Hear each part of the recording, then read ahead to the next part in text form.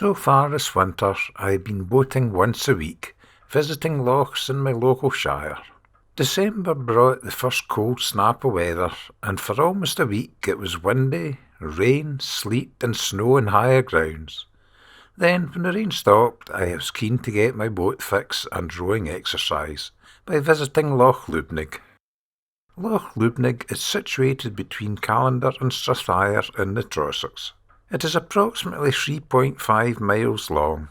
The forecast was for very light winds from the north, and as I wanted time to explore the more interesting northern end, I lay-by launched off the A84, which involved a 15-metre carry to the water's edge.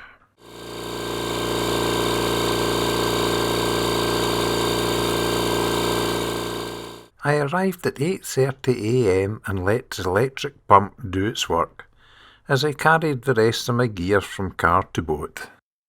The grass was white with frost and ice trimmed the water's edge. Although the sun rose at 8:30 a.m, it was still below the hills that shelter the loch. I shivered silently as I watched some swans dive for their cold breakfast, but I was at peace with the world and looking forward to my day in the water. The secret of cold weather boating is to wrap up in layers and keep moving. I was wearing a t-shirt, a shirt and 2 jumpers below my buoyancy aid. My feet were toasty, standing in chemical warmer insoles between 2 pairs of socks. Long johns and lightweight trousers inside my dry suit bottoms completed the outfit, and I certainly wasn't hanging around long enough to get cold.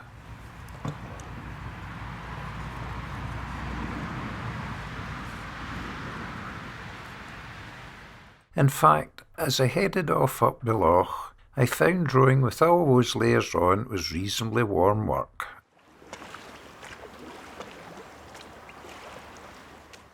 Still half asleep, I didn't get far before I accidentally hit an iceberg. Fortunately, I didn't sink or I think I would have died of hypothermia, but I did find I can't row on ice. The blades bounce off its hard, slippery surface.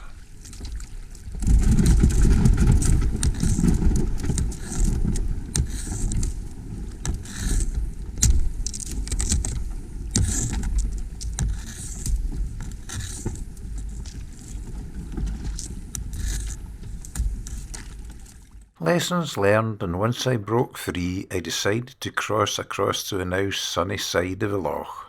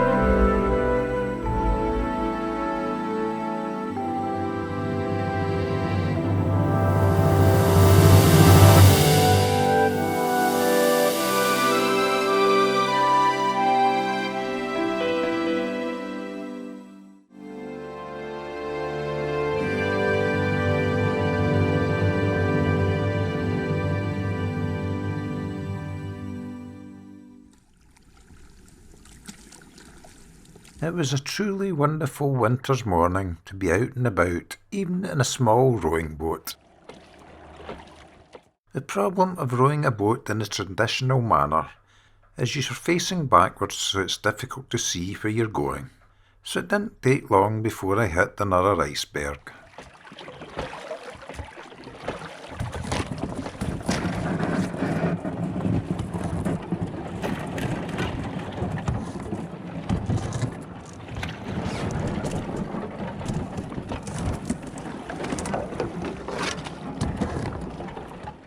Fortunately, the F-rib appears to have a harder hull than the Titanic had, and I survived the head-on collision. However, I decided to land and have a warm coffee to waken my still sleeping brain.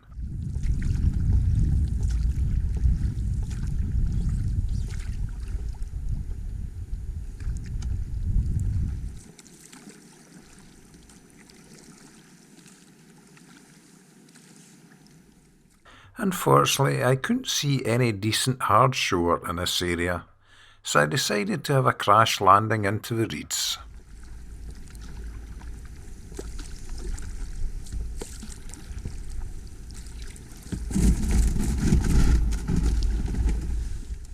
The ice meant I didn't quite make land, so I had a hot coffee in the boat instead.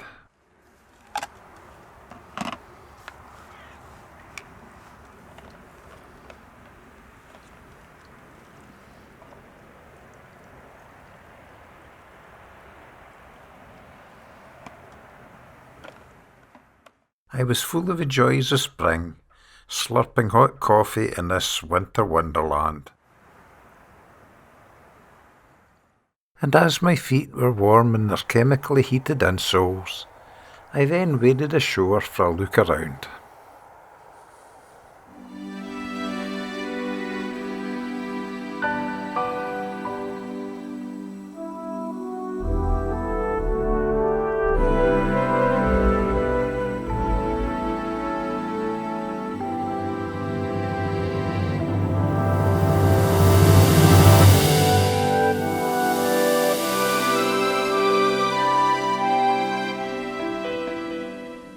Beautiful as the scenery was, I knew that I had to get my system going again before I began to feel the cold.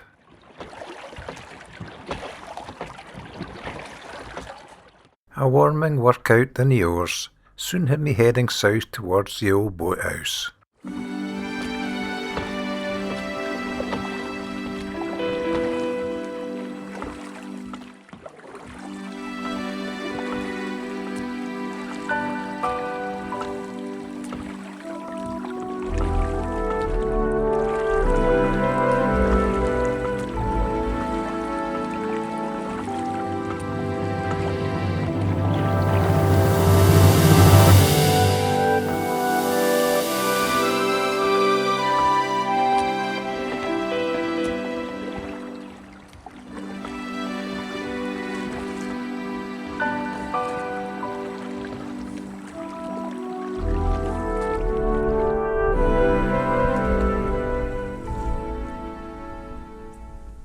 It's an interesting looking structure with an enclosed glass room above a two-boat berth.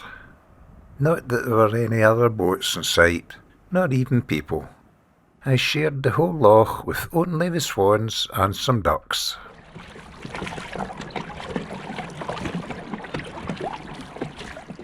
As I continued rowing south, a nice breeze rippled the water, and as I had brought my sails but left them in the car, I decided to return to collect them.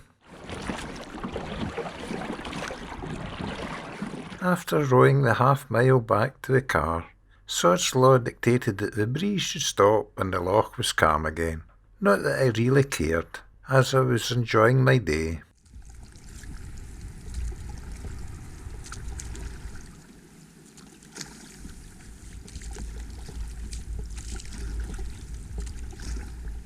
Once back at the car, it only took 10 minutes to rig the masts and sails, and then I went rowing again to look for the wind.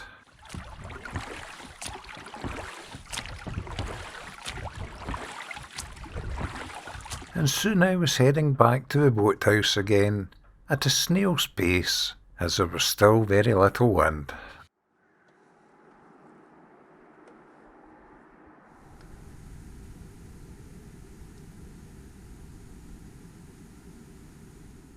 I made the most of what little wind there was, sailing downwind and then back and forth across the loch.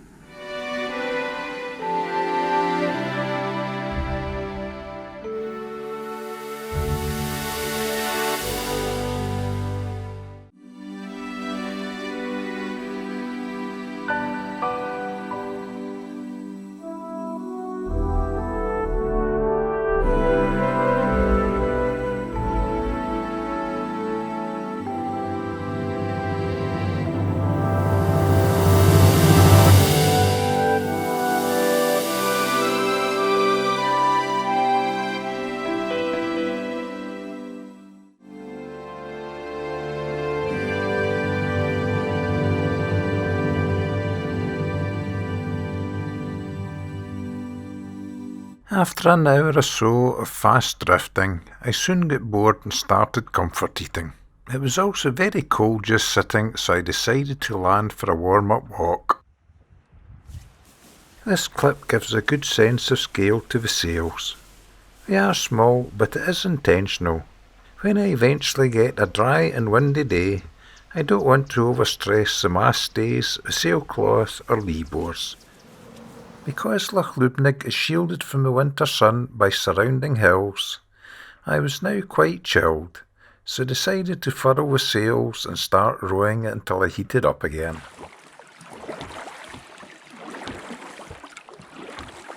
The bitter cold breeze from the north had gone again anyway, so the sails would have been useless.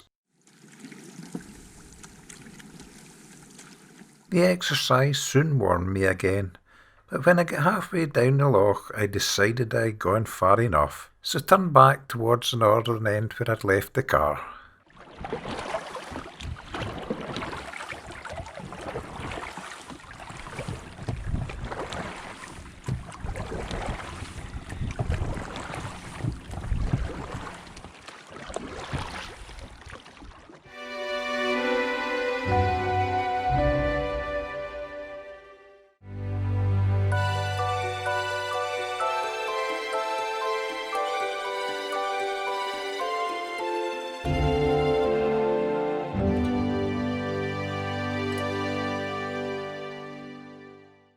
I'd been in the water now for over 4 hours, but despite the freezing temperatures, felt it was a little too soon to go home yet, so I decided to have a look at the River Balvig, which feeds Loch Lubnaig.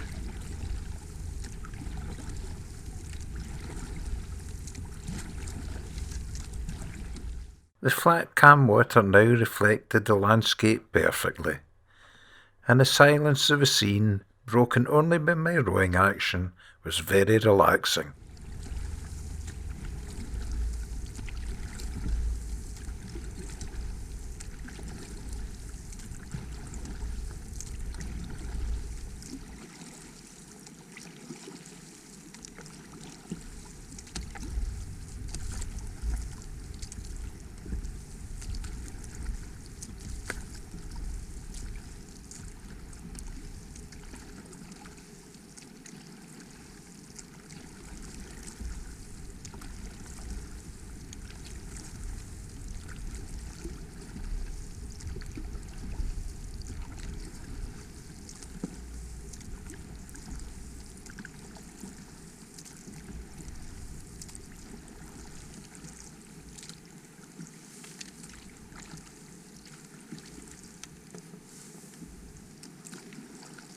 There was only a gentle flow in the river, and it was not too difficult rowing against it. I went over half a mile upriver before turning back, but I'm certain I could have gone much further, and one day I will.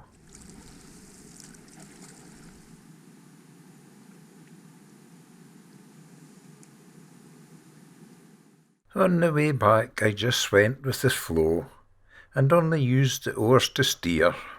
It was a bit like sailing without a sail in a gentle wind. No effort was required from me at all. The frost-whiskered grass never thawed out during the day at all, telling me that the temperatures never rose above freezing point. I confess I got a little cold not rowing, so when I spied the perfect landing spot, I couldn't resist stopping and finishing off my coffee.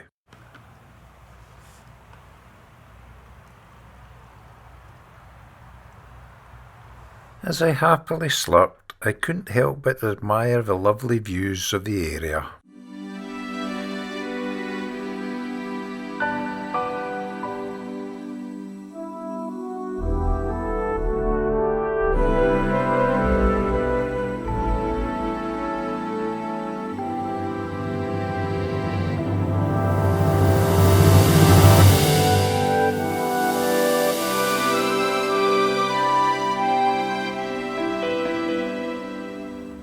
Now thoroughly frozen, and because I spied 2 other people appear in the water, I decided to wrap up and head for the warmth of home.